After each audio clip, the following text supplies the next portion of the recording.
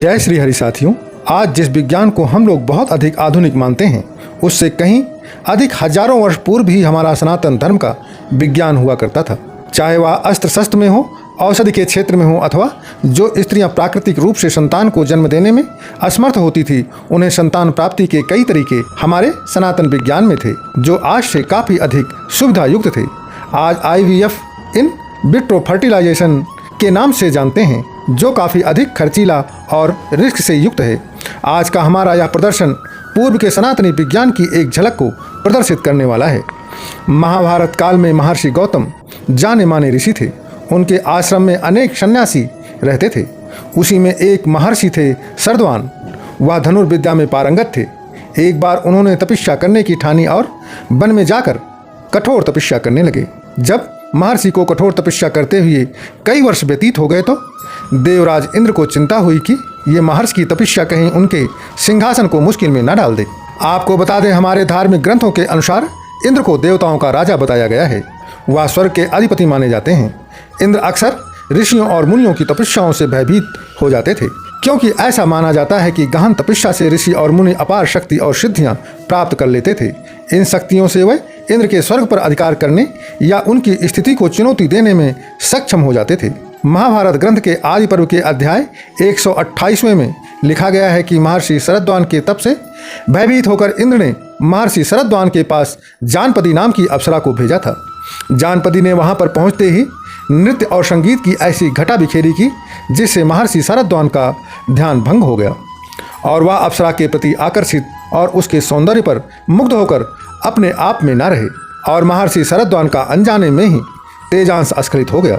महर्षि का वह तेजांश नीचे एक सरकंडे पर गिरकर दो हिस्सों में बढ़ गया। सरकंडा एक प्रकार का घास जैसा पौधा होता है। महर्षि शरद्वान अपना धनुष बाण तथा काला मृगचर्म वहीं छोड़कर चले गए। उनके तेजांश से एक बालक और एक बालिका का जन्म हुआ जिनका नाम कृप और कृपी हुआ। यही कृप ही आगे चलकर कृपाचार्य के नाम से विख्यात हुए और उनकी बहन कृपी का विवाह गुरु द्रोणाचार्य के साथ हो गया। कृपाचार्य को अमरता का वरदान भी मिला हुआ है। यह वरदान उन्हें भगवान श्रीहरि महाविष्णु जी से प्राप्त हुआ था।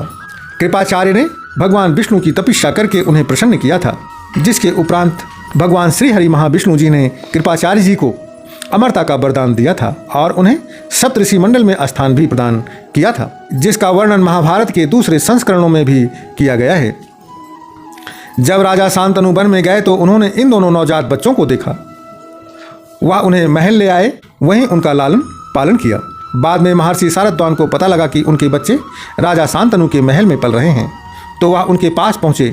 उन्होंने कृप को धनुर्विद्या में पारंगत बना दिया। बाद में द्रोणाचार्य से पहले कृपाचार्य ने ही पांडवों और कौरवों को शुरुआती धनुर्विद्या दिया था। इसके अलावा एक किस्सा और भी है जो कि इस प्रकार से है। महर्षि शरद्वान की तपस्या भंग करने के लिए देवराज इंद्र ने जानपदी नाम की एक अप्सरा भेजी थी। उस अप्सरा ने महर्षि के साथ कुछ वर्ष व्यतीत किए और अप्सरा जानपति के गर्भ से जुड़वे बच्चों ने जन्म लिया। महर्षि शरद्वान ने और जानपति ने नवजात शिशुओं को जंगल में छोड़ दिया। जहां हस्तिनापुर के महाराज शांतनु ने इनको देखा, महाराज शांतनु ने इन पर कृपा करके दोनों को पाला पोसा और इनका नाम कृप तथा कृपी रखा। महाभारत के युद्ध में कृपाचार्य कौरवों की तरफ से पांडवों के विरुद्ध युद्ध किया था। जब दानवीर कर्ण वीरगति को प्राप्त हो गए थे तो कृपाचार्य ने दुर्योधन को बहुत समझाया था कि उसे पांडवों से संधि कर लेनी चाहिए, किंतु दुर्योधन ने इससे इनकार कर दिया था। कौरवों की पराजय और उनके युद्ध में मारे जाने के उपरांत कृपाचार्य पांडवों के पास आ गए। बाद में इन्होंने अभिमन्यु के पुत्र परीक्षित को शस्त्र विद्या भी सिखाई थी। भगवत पुराण के अनुसार श्रवण मनु के समय कृपाचार्य की गणना सप्तऋषियों में होती थी। आइए यह समझ लेते हैं कि अप्सरा जानपदी कौन थी। पौराणिक शास्त्रों के अनुसार अप्सरा देवलोक में रहने वाली अनुपम अति सुंदर अनेक कलाओं में दक्ष तेजस्वी और अलौकिक दिव्य स्त्रियां हैं। शास्त्रों के अनुसार देवराज इंद्र के स्वर्ग में हजारों अप्सराएं हैं, लेकिन उनमें से 1008 अप्सराएं प्रमुख हैं। इन 1008 अप्सराओं में भी 11 अप्सराएं मुख्य हैं, जिनके नाम इस प्रकार से हैं: कृतस्थली, पुंजिकस्थला, मेनका, रंभा, प्रमलोचा, अनुमलोचा, घृताची, वर्चा, उर्वशी, पूर्वचित्ती और तिलोत्मा। इन सभी अप्सराओं की प्रधान अप्सरा रंभा है।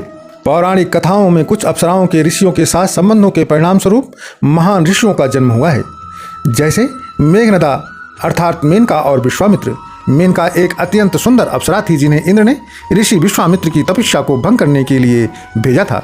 मेनका और विश्वामित्र के मिलन से एक पुत्री शकुंतला का जन्म हुआ। शकुंतला बाद में राजा दुष्यंत की पत्नी बनी। उनके पुत्र भरत के नाम पर हमारे राष्ट्र का नाम भारत पड़ा है। घृताची कहते हैं कि एक बार भरद्वाज ऋषि की तपस्या भंग करने के लिए इंद्र ने घृताची अप्सरा को भेजा था। भरद्वाज गंगा स्नान कर अपने आश्रम की ओर लौट रहे थे, तभी उनकी नज़र घृताची पर पड़ी जो नदी में स्नान कर बाहर निकल रही थी। भीगे वस्त्रों में उसके कामुक तन और भरे पूरे अंगों को देखकर भरद्वाज मुनि वहीं रुक गए और उन्होंने अपने नेत्रों को बंद कर खुद को नियंत्रित करने का पूरा प्रयास किया, लेकिन ऐसा करने में वह असफल रहे। आंखें खोलकर वह उसके रूप और सौंदर्य को निहारने लगे। काम वासना से पीड़ित भरद्वाज को देखते ही देखते तेजांश स्खलित हो गया। तभी भरद्वाज ऋषि ने अपने तेजांश को एक द्रोणी अर्थात मिट्टी के बर्तन में रख दिया, जिससे द्रोणाचार्य का जन्म हुआ था। घृताची एक पौराणिक कथा के अनुसार कश्यप ऋषि तथा प्राधा की पुत्री थी।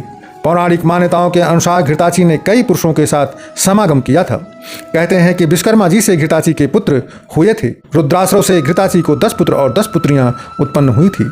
कन्नौज के नरेश कुशनाभ ने इसके गर्भ से 100 कन्याएं उत्पन्न की थी।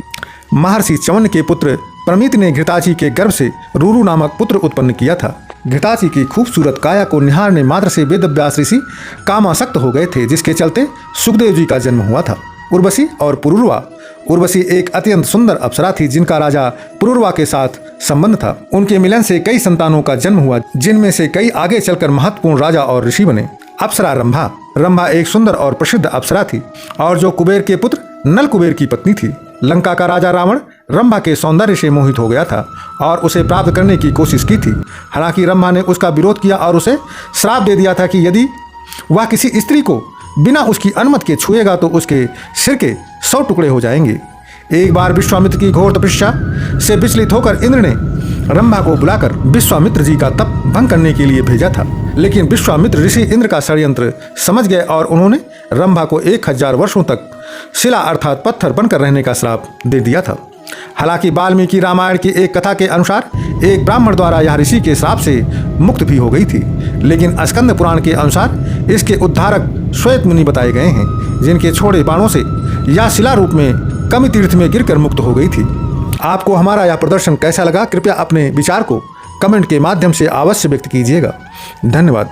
प्रेम से बोलिए जय श्री हरि विष्णु जी की।